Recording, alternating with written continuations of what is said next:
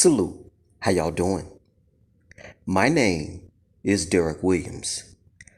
Apparently, those of you who are believers, as many of you all know, I'm an agnostic, which simply means an agnostic is a person that questions all religious faiths and their standing and things like that. I do believe that there is a higher power. That, my guess, is just as good as yours. I don't believe you know exactly God's proper name any more than I do. Only thing we know is just some sort of creative force in the universe. But the doctrines and all of this nonsense, that's man does all that mess. However, what is a believer's stance on vaccines? The title of this presentation will be called Information Technology. And I'm just one man. In the comment section on YouTube, you are the divine creation of your God, all you believers. I assume that's what y'all say. But apparently, that divine creation is thrown out of the window. That belief is thrown out of the window because you have guys in white coats telling you you're going to leave this planet if you get an infection. That's what they say. And many people throw their logic, reason, and common sense out of the window because of fear.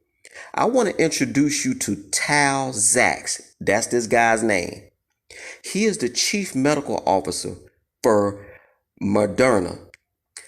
Anthony Fauci has stock in Moderna. That right there is a conflict of interest, and he's pushing this jab on people. This thing, when they have done trials, has killed different animals in animal trials before they moved it up to human trials. All of them died. Do you feel me? This is well known. This is well known. So my question to quote believers is, why would you trust a gene therapy that is known to have knocked off all the animals before they move it to human trials? I would be very leery of that jab. But that's just me.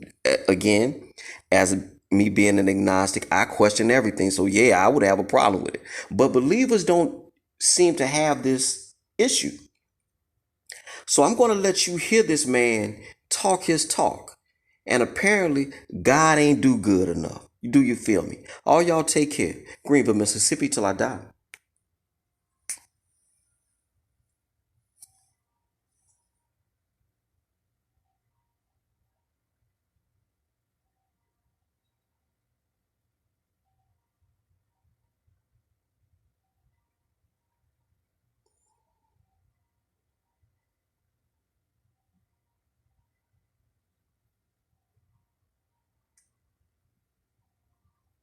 I'm here today to tell you that we're actually hacking the software of life and that it's changing the way we think about prevention and treatment of disease.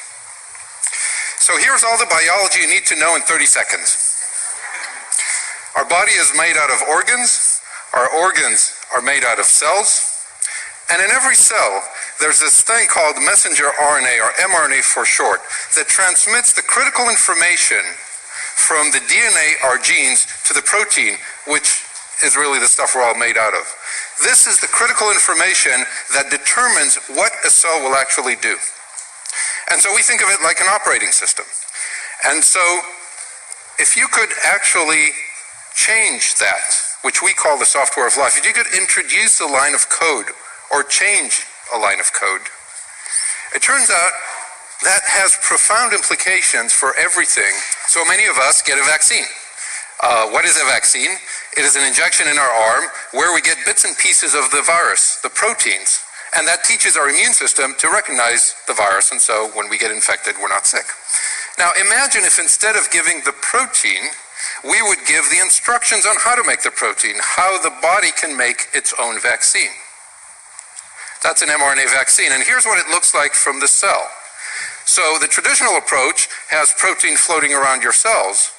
An mRNA vaccine approach has the cells themselves in your own body making the vaccine. What's more alarming, a stranger prowling the neighborhood or somebody who just broke into your ground floor and tripped the alarm? That's what happens with an mRNA vaccine. You've tripped the alarm wire, and now the cell is dialing 911. It's calling the police at the same time as it's making the protein and saying that's the bad guy.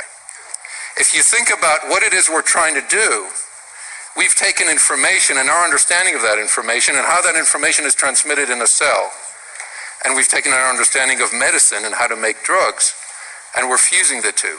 We think of it as information therapy.